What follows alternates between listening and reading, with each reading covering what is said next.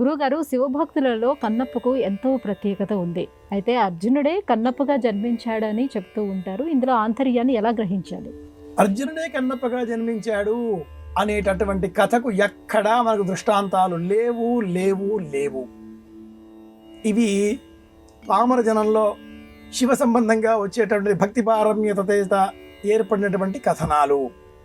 మృగశిర నక్షత్ర సంబంధంగా జ్యోతిర్విజ్ఞానం 1, 2, 3, 4 పాదాలతో ఒక లేడీ జననము, ఆ లేడీ గర్భిణిగా ఉన్న సమయంలో వేటగాడు బాణాన్ని ప్రయోగించే ప్రయత్నం చేయడం, అలా ప్రయోగించే సమయంలో ఆ గర్భిణిగా ఉన్న జింకపిల్ల నేను ప్రసవించిన అనంతరం బాణ ప్రయోగం చేయండి అని కోరడం, ప్రసవించిన అనంతరం ఆ చిన్నారి శిశువు నా పైన చేయండి, మా తల్లిని విడిచిపెట్టండి అని కోరడం, ఇంకా విశేషంగా ఆ జింక అప్పుడే ప్రసవించిన ఆ బాలింతరాలి తల్లి తండ్రి విడివిడిగా వచ్చి మా పైన బాణ ప్రయోగం చేయండి. 1, 2, 3, 4 పాదాలు.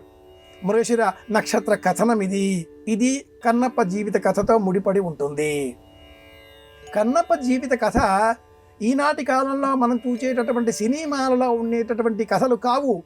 ఇవన్నీ కూడా పూర్తిగా కల్పితాలు కల్పితాలు కల్పితాలు. శివ సంబంధమైన పురాణాలలో ఒకే ఒక్క చోట ధర్ముడు అనే పేరు గల బోయవారు ఒకరు ఆ శివుడిని స్మరించి శివుడి కంట నీరు కారగా తన కన్ను పెట్టే ప్రయత్నం చేయడంతో కన్నప్పగా ప్రసిద్ధుడయ్యాడు అనే కథనం వివరింపబడి ఉంటుంది. అతడి పేరు ధర్ముడు అని మాత్రమే వివరణ.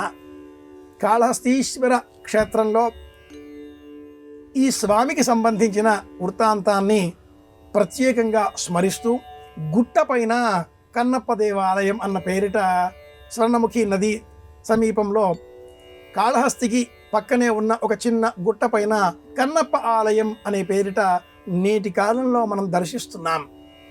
ఈ కథకు, అర్జునుడి వృత్తాంతానికి, అలాగే కాళహస్తీశ్వర సంబంధితంగా ఉండేటటువంటి శాలెపురుగు, ఏనుగు, అలాగే మూడవది అయినటువంటి సర్పము, వీటికి సంబంధించిన వృత్తాంతాలకు ఏ విధమైన సంబంధము లేదు.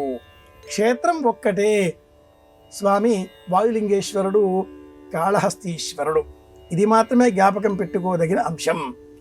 ఆ కన్నప్ప పేరు ధర్ముడు. ఇతరములన్నవన్నీ కూడా ఈనాటి కాలంలో కల్పితమైన కథనాలుగా మనం చెప్పుకోవాలి.